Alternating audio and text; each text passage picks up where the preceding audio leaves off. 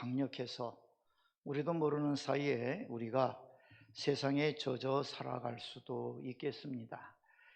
아예 세상의 것을 즐기고 세상 것에 마음 빼앗겨서 살아갈 수도 있겠죠. 그런데 오늘 하나님 말씀 속에 등장하고 있는 모세는 그러한 세상에서 누릴 수 있는 온갖 부귀영화, 거기에 따라오는 육신의 기쁨과 만족을 거절했다라고 성경은 말씀하고 있습니다. 우리 24절 말씀 다시 한번 읽어보시죠. 믿음으로 모세는 장성하여 바로의 공주의 아들이라 칭함받기를 거절하고. 아멘. 바로의 공주의 아들이라. 이 공주의 아들인데 이제 역사적으로 누가 이렇게 연구를 하고 찾아봤나 보죠. 그 당시에 그 바로에게 그러니까 아들이 없어서 이 모세의 양어머니가 그 왕으로서의 계승권을 가지고 있었다. 그래서 나중에 보면 그 공주의 남편이 결국은 이제 그 나라의 정권을 접수하고 그렇게 이런저런 이야기를 하는 것을 볼 수도 있습니다. 좌우간 그렇든 저렇든 간에 공주의 아들로 모세가 이 법적 지위를 가지게 되었기 때문에 그에게는 앞날이 보장되어 있는 셈이었겠죠. 공주의 아들로서 그 얼마나 지위가 탄탄하고 누릴 수 있는 권세와 부귀가 가득했겠습니까? 모세가 어릴 때에는 그와 같은 것이 얼마나 귀한 줄 모르고 자랐다고 할 수가 있겠지만은 점점 장성하면서 이제 이 궁중에서 누리고 있는 이 호사가 다른 사람에게는 얼마나 갈망하는 것인가를 그 히브리 노예들의 고통받는 모습을 통해서 보게 되고 알게 되었겠죠. 그런데 모세가 그 애굽의 화려한 문화와 문명과 그 즐거움으로부터 자기 자신을 영 고통스러운 삶의 자리로 스스로 자취하는, 자원하여 들어가는 모습을 바로 이 24절은 우리에게 보여줍니다. 그것이 어떤 삶인가가 25절, 26절에서 기록되고 있죠. 그것은 고난받는 세월을 선택하는 거였다라고 말씀합니다. 하나님의 백성과 함께 고난받는 삶. 이제는 바로의 공주의 아들, 왕족이 아니기 때문에 오히려 노예 민족의 앞장서는 존재로서 애굽의 미움의 대상이 되고 제거의 대상으로 스스로를 내놓는 일이 되고 말았기에 이것은 참으로 그에게 있어서는 엄청난 결단을 요구하는 일이었다고 볼 수가 있겠습니다. 그런데 모세가 어떻게 그런 선택을 하고 결정을 하게 되었는가? 그 이유를 성경은 하나님을 믿었기 때문이라 그렇게 말씀해 줍니다. 그래서 그 하나님의 백성과 함께 고난받는 것을 더 좋아했다고, 애국 궁중에서의 즐거움, 모든 사람들이 갈망하고 부러워하고 그와 같은 삶을 누리고 싶어하는 그러한 자리를 박차고 나올 수 있었던 것은 그러한 삶이 무엇을 의미하는지를 모세가 알았기 때문이었다라고도 가르쳐 줍니다. 하나님 없이 누리는 세상에서의 그 모든 즐거움, 자랑, 만족은 죄악에 불과하다는 것. 하나님 없이 누리는 것들은 잠시 누리는 것이지만 이제 자기가 그 대가로 영원한 형벌을 받아야 한다는 사실을 이 모세는 생각하면서 오히려 하나님 백성과 함께 잠시 고난을 받아서 하나님 백성과 함께 영원한 영광을 누리고자 했던 그의 모습을 우리로 하여금 보게 하고 있습니다. 그 하나님의 백성을 위한 고난, 그 고생, 그 수고로움을 26절은 그리스도를 위하여 받는 수모라고 표현하기도 합니다. 그거를 애굽의 모든 보화보다 더 큰 재물로 여겼다. 이 모세는 봤던 거죠. 잠시를 내가 택할 거냐, 영원을 택할 거냐. 거기에서 모세는 하나님을 믿음으로 영혼을 선택했다라고 말하고 있습니다. 그 영혼을 선택한 이유가 26절에 보면 하나님이 상 주실 것을 바라보았기 때문에, 하나님이 상을 주신다는 사실을 생각했기 때문에, 하나님의 영원한 상급을 바라보고 그는 잠시의 고난의 길을 선택했다. 세상이 주는 온갖 부귀 영화 즐거움을 다 거절했다. 이렇게 우리에게 말씀하고 가르쳐주고 계시지요. 요한일서 2장 17절에도 보면 이 세상도 그 정욕도 지나가되 오직 하나님의 뜻을 행하는 이는 영원히 거하느니라고 말씀을 하십니다. 우리 베드로전서 5장 10절에는 뭐라고 말씀을 하셨죠?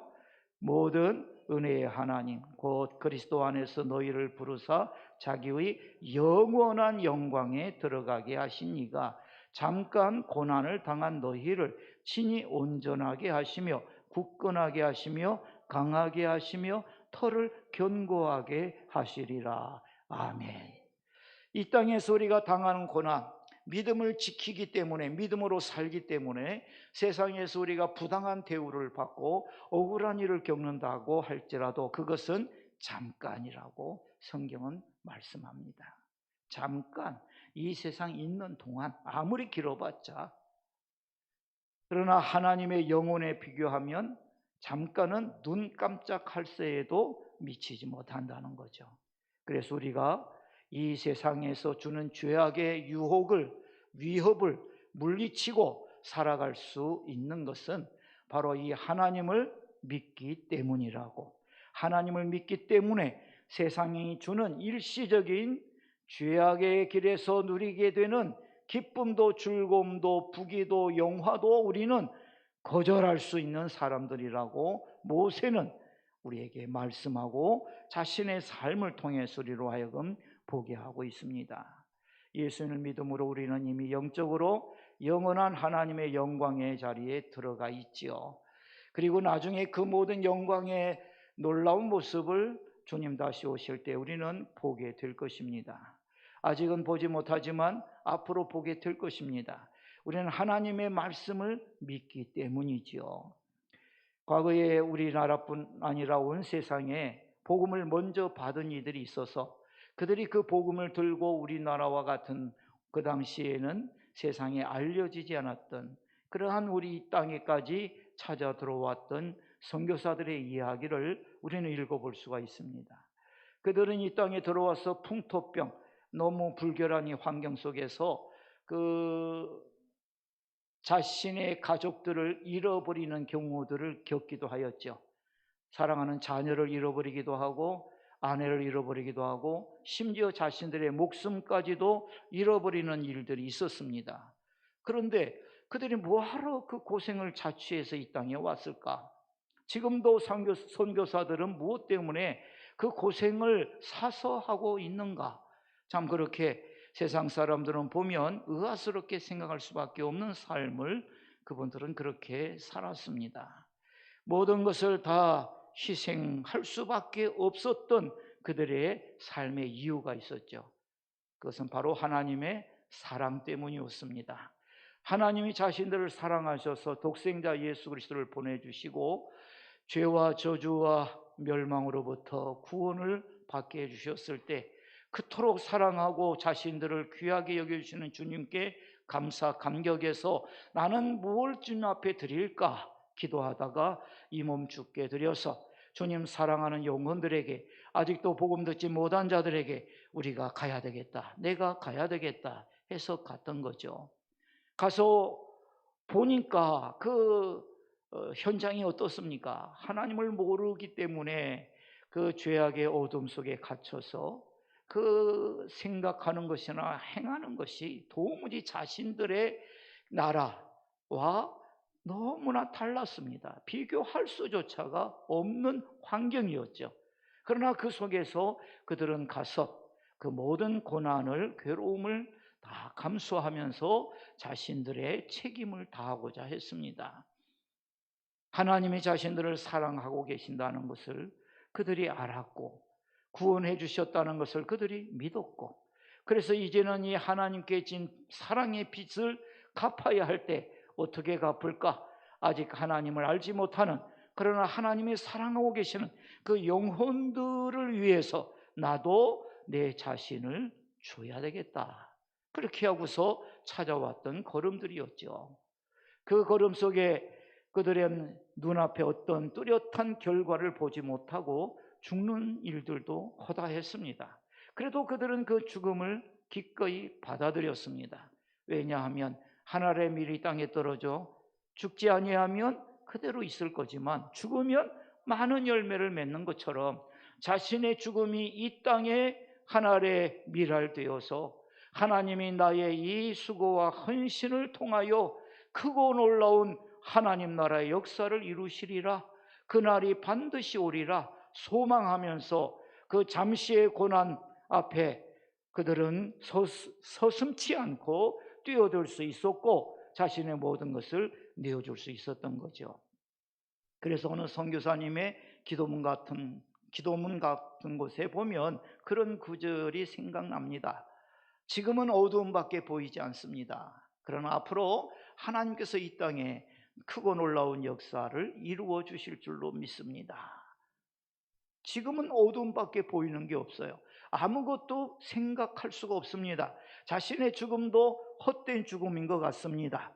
본국에 살았더라면 오히려 더 하나님을 잘 섬길 수 있었을 것 같고 더 오래도록 하나님의 일을 할 수 있었을 것 같은데 이 땅에 와서 제대로 복음 사역도 못하고 죽어가는 자신의 모습을 보면서 얼마나 그들은 마음속에 갈등을 할 수밖에 없었을 거 아닐까, 그런 생각도 우리가 해보게 됩니다만은 그들은 하나님을 믿었습니다.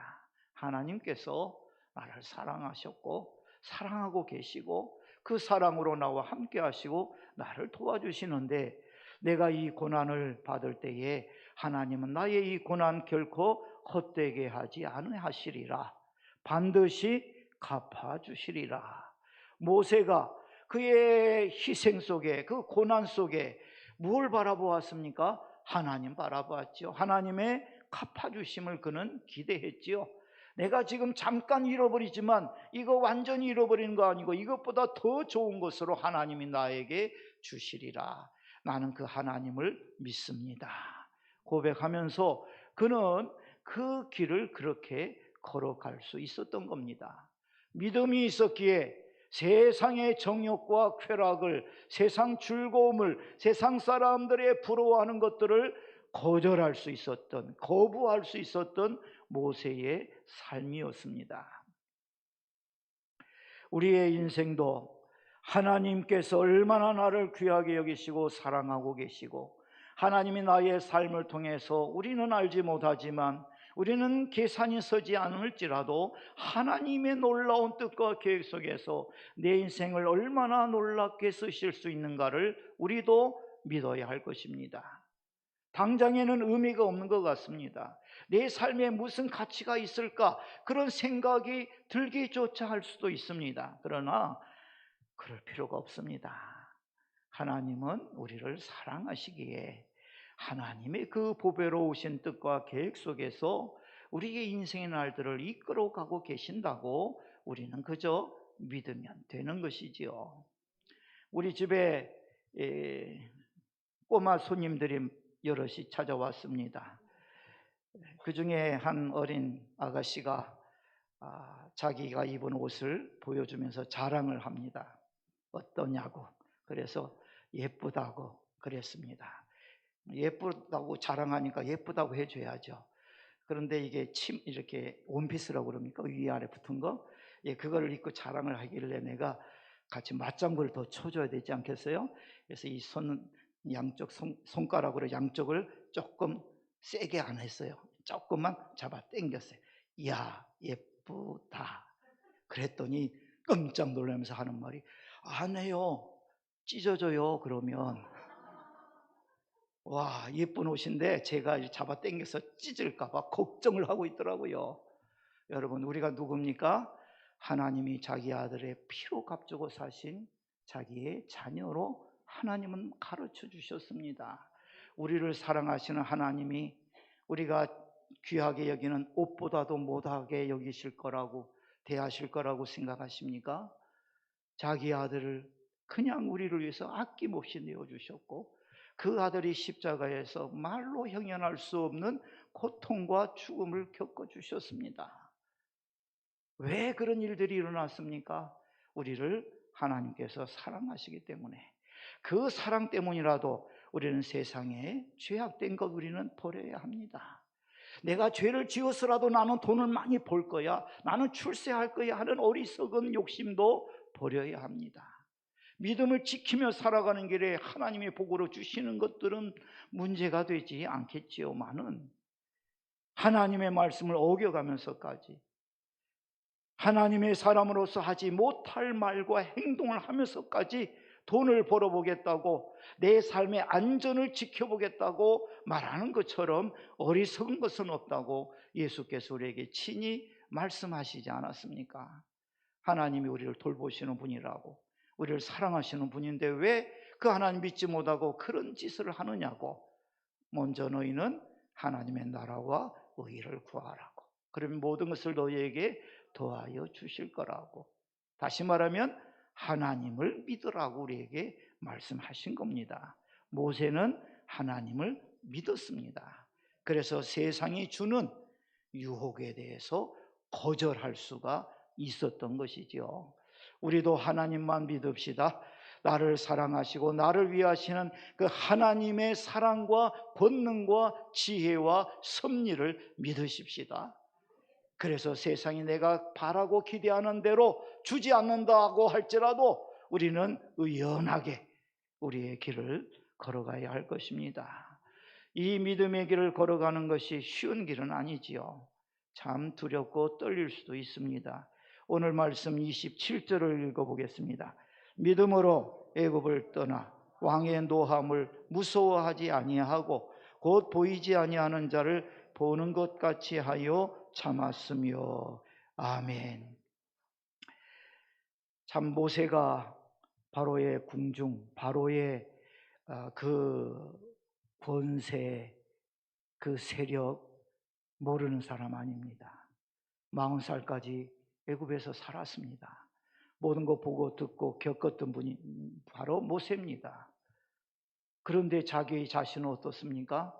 40년 동안 광야에서 생활했습니다.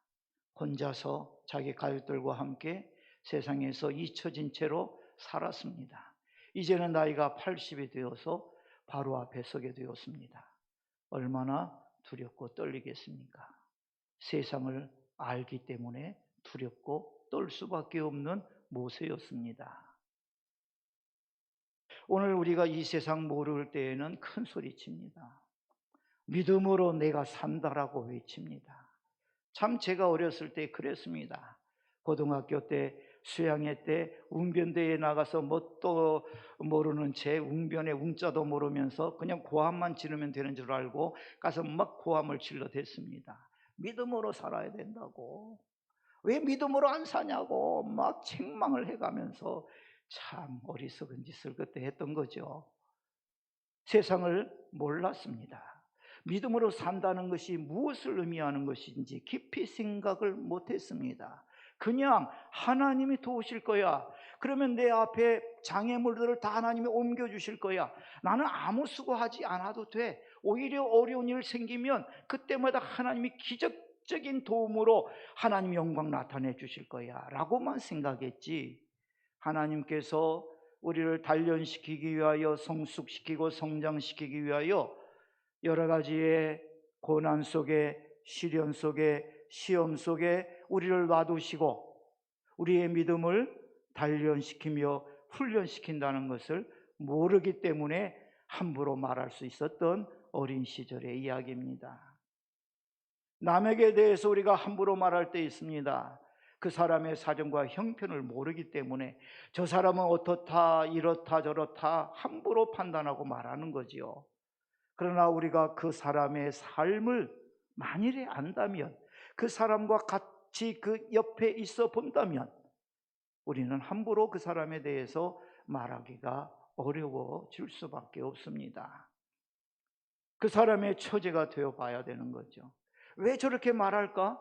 그 사람의 처제가 돼 봐야 왜 그렇게 말하는지가 이해가 되는 거죠. 그와 같은 세월들 속에서 우리는 오직 하나님만 믿고 그 어떤 자리, 그 어떤 일들 앞에서라도, 그 누구 앞에서라도 우리는 참고 견뎌야 한다고 히브리서 11장 27절은 말씀을 해줍니다. 특히 모세는 왕을 두려워하지 않았다. 왕 앞에 한 번만 선 게 아니죠. 10번이나 가서 서서 하나님 말씀 전하였습니다. 그럴 때마다 왕의 녹이 등등한 모습을 대하여 했습니다.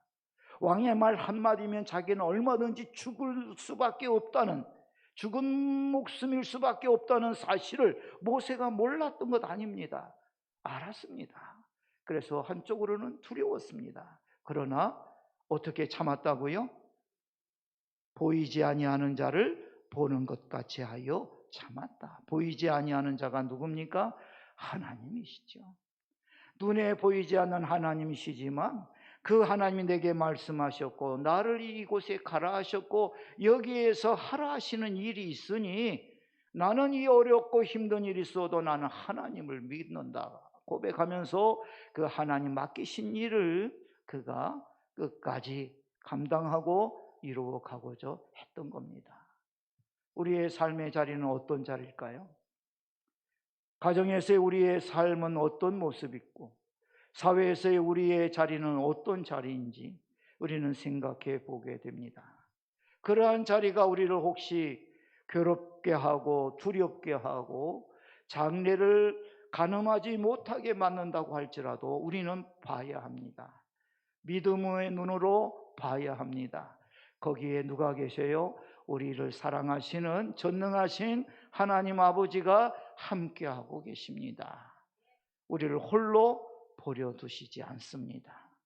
버려두시는 것처럼 보여도 주님은 우리와 함께하고 계십니다. 데살로니가 후서 3장 5절에 말씀하셨습니다. 주께서 너희 마음을 인도하여 하나님의 사랑과 그리스도의 인내에 들어가게 하시기를 원하노라. 아멘. 하나님의 사랑으로 우리가 충만하고 그리스도의 인내를 본받는 삶으로 우리가 살아가야 할 것을 가르쳐 주시는 말씀입니다. 우리는 어떤 자리에서라도 믿어야 합니다. 무엇을? 하나님의 사랑을. 내가 이런 사람인데요.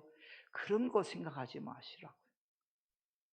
부모가 자식 사랑하는 사랑과 비교할 수 없는 하나님의 사랑이 우리의 어떤 일에도 불구하고 우리를 사랑하심을 성경은 말씀합니다. 우리가 아직 죄인 되었을 때, 우리가 아직 하나님을 알지 못하던 때에도 하나님 우리를 사랑하셔서 우리를 택하시고 우리를 구원하셔서 하나님의 그 복을 누리게 하시기를 원하신 것을 말씀하고 계시지 않습니까? 하나님은 우리를 사랑하십니다. 그 사랑 믿어야 합니다. 그 사랑 믿는다면 어떤 자리에서라도 우리는 참고 견뎌내어야 합니다.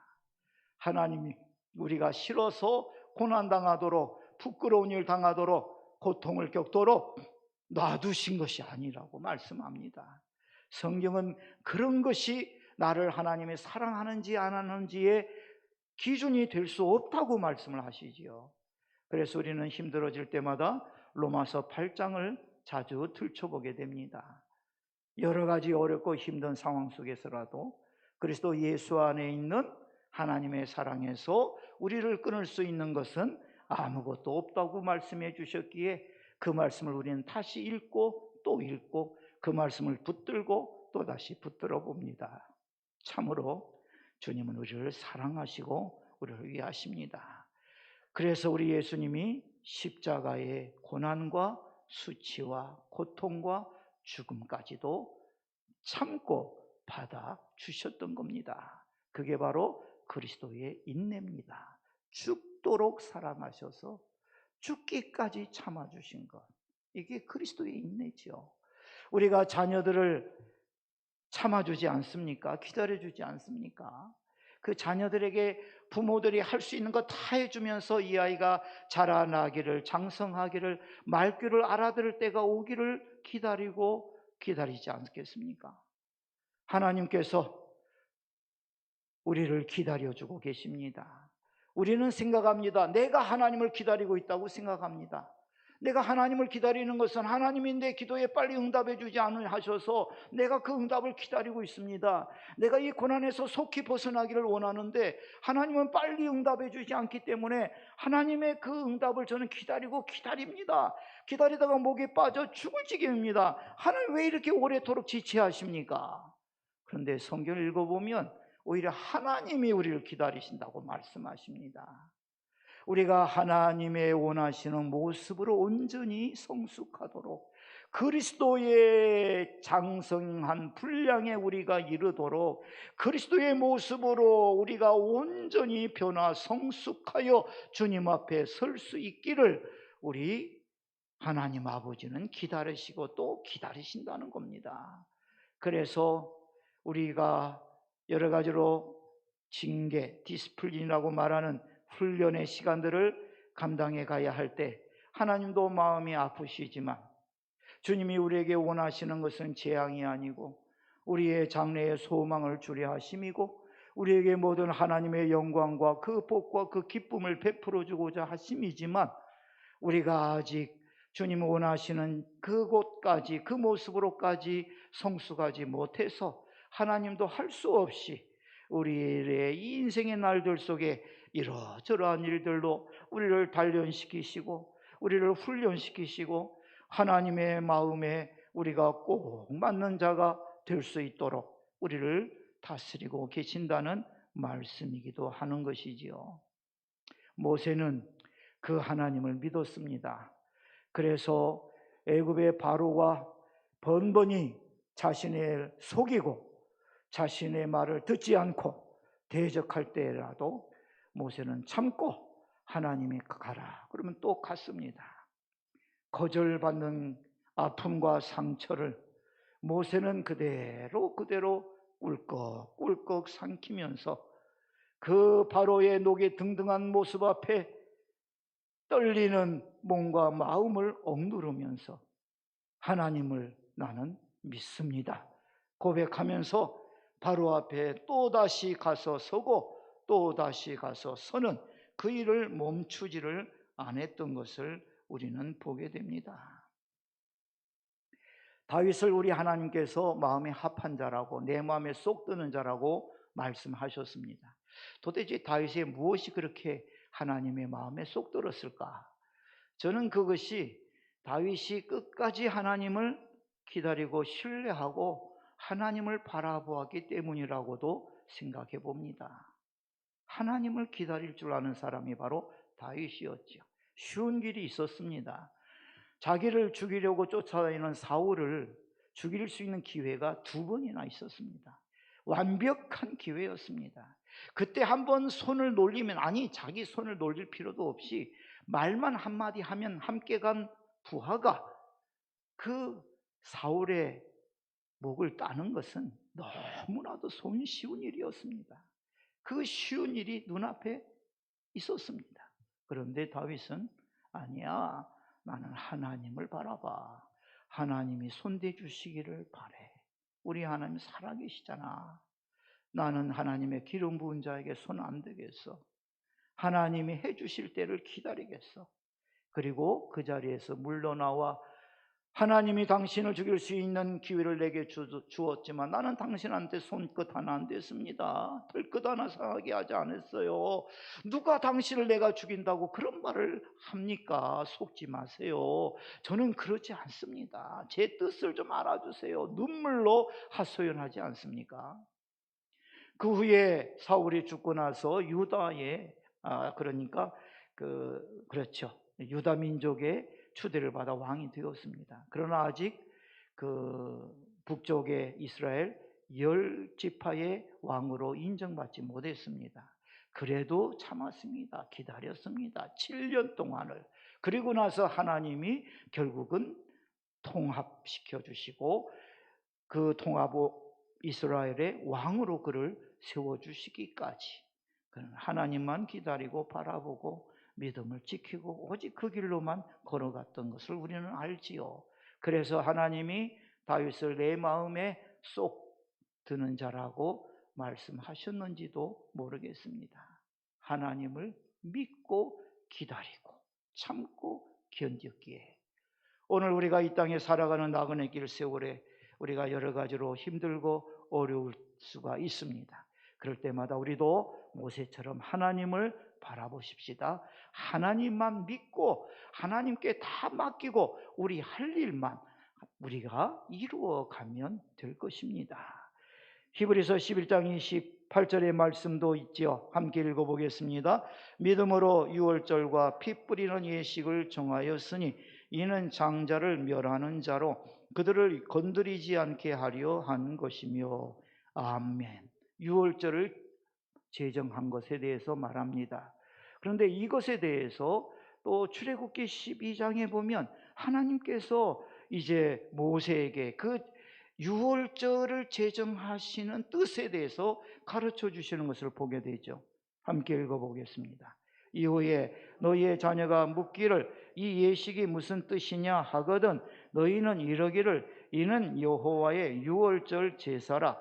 여호와께서 애굽 사람에게 재앙을 내리실 때에 애굽에 있는 이스라엘 자손의 집을 넘으사 우리의 집을 구원하셨느니라 하라 하며 백성이 머리 숙여 경배하니라. 아멘. 유월절을 왜 정하게 하셨습니까? 그 절기를 왜 지키라고 하십니까? 하나님의 구원을 대대로 자손 대대로 지키라고, 기억하라고, 믿으라고, 생각하라고 그 유월절 절기를 지키라 명하셨다. 이렇게 말씀을 하고 있습니다.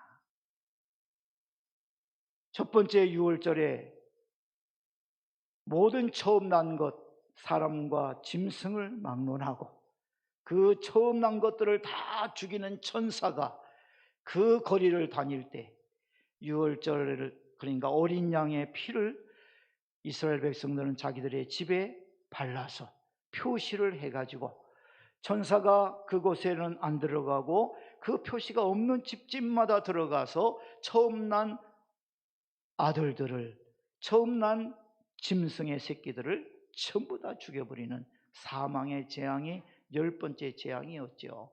그래서 이 유월절을 통해서 이스라엘 백성은 기억하게 됩니다. 아, 하나님이 우리들을 구원하신 날이다. 첫 번째 것을 죽이셨다는 말은 다른 것도 다 죽이실 수 있는데 대표로 먼저 첫 번째 것을 죽였다는 겁니다. 다 멸망시킬 수 있는 하나님이다. 더 이상 내 말 안 들으면 너희들 다 죽여버리겠다.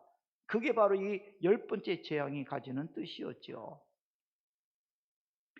이 구원의 하나님의 역사를 대대로 가르치고 지키게 하라고 말씀을 합니다. 왜냐하면 그 자손들은 이 하나님의 구원을 기억해야 했고 그 구원의 하나님을 믿음으로 그들이 들어가는 가나안 땅에서 살아야 했기 때문입니다. 그래서 여전히 그 하나님은 나의 하나님, 우리의 하나님, 여전히 우리와 함께 하시고 우리를 구원하시는 하나님, 우리는 하나님만 믿습니다. 세상의 우상 숭배하지 않겠습니다.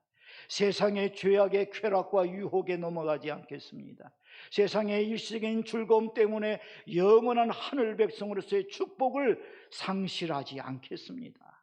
그 믿음으로 날마다 유월절마다 그들은 기억하고 다시 일어서고 또다시 일어서도록 하나님은 모세를 통하여 이 믿음을 전하도록 명령을 내리셨던 것입니다.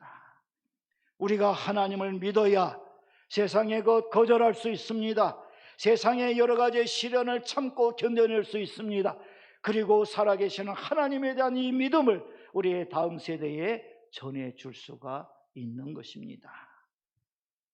우리의 예배가 바로 이런 뜻을 가지고 이런 의미를 가집니다.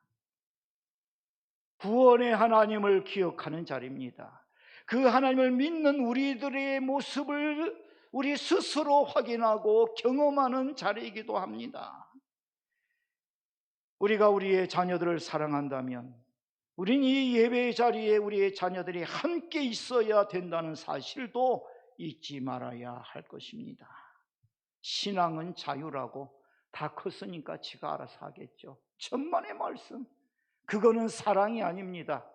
사랑하는 내 자녀들이 지옥불에 던져지도록 내버려두면서 지가 알아서 하겠죠 라고 태연히 말할 수 있다면 그거는 부모의 마음이 아닌 것이지요. 우리는 모세의 이 믿음을 가지고 우리의 자녀들을 강권해야 합니다. 나를 구원하신 하나님, 너를 구원하신 하나님이시다. 이 하나님 앞에 나아가자. 이 하나님을 예배하자. 이 하나님은 영원히 우리의 하나님 아버지시다. 이거를 우리의 자녀들에게 심어주고 경험하게 하고, 이 믿음으로 우리의 자녀들이 다시 오실 주님 앞에 설 수 있도록 도와주어야 하지 않겠습니까? 우리의 예배는 하나님을 다시 기억하는 자리고, 우리의 믿음을 새롭게 하는 자리고, 우리의 소망을 확인하는 자리고, 주님을 향한 사랑 속에 주님과 함께 이루어가야 할 이 땅에서 우리의 선한 사역을 이루기 위해서 힘을 다시 회복받아야 하는 시간이 바로 이 예배의 시간이라고 할 수가 있겠습니다. 모두가 다 신실하신 하나님, 자기가 말씀하신 것 한 말씀도 땅에 그냥 떨어지지 않게 하시고 다 이루시는 하나님만 믿고 바라고 의지하고 나아가십시다. 그분은 우리를 사랑하십니다. 그분은 우리를 구원하셨습니다. 그분은 우리에게 말씀하신 그 놀라운 영광으로 우리를 영원히 살게 해 주실 것입니다. 그 하나님을 믿음으로 우리도 모세처럼 세상을 거절하고 시련을 참고 견디고 우리의 믿음을 다른 이들에게 증거하면서 전해주면서 우리의 인생길을 끝까지 달려가십시다. 모든 일의 끝은 하나님 말씀대로 이루어질 것입니다. 이 하나님의 말씀의 은혜와 축복을 그날에 모두 다 함께 누릴 수 있도록 성령께서 이 시간도 우리를 더욱 깨우쳐 주시고 더욱 붙들어 주시고 도와주시기를 바랍니다.